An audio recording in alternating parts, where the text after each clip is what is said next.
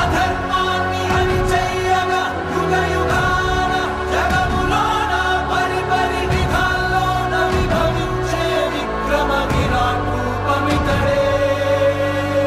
స్వధర్మాన్ని పరిరక్షించగా సమస్తాన్ని ప్రక్షాళించగా సముద్భవించే అవతారమిదే.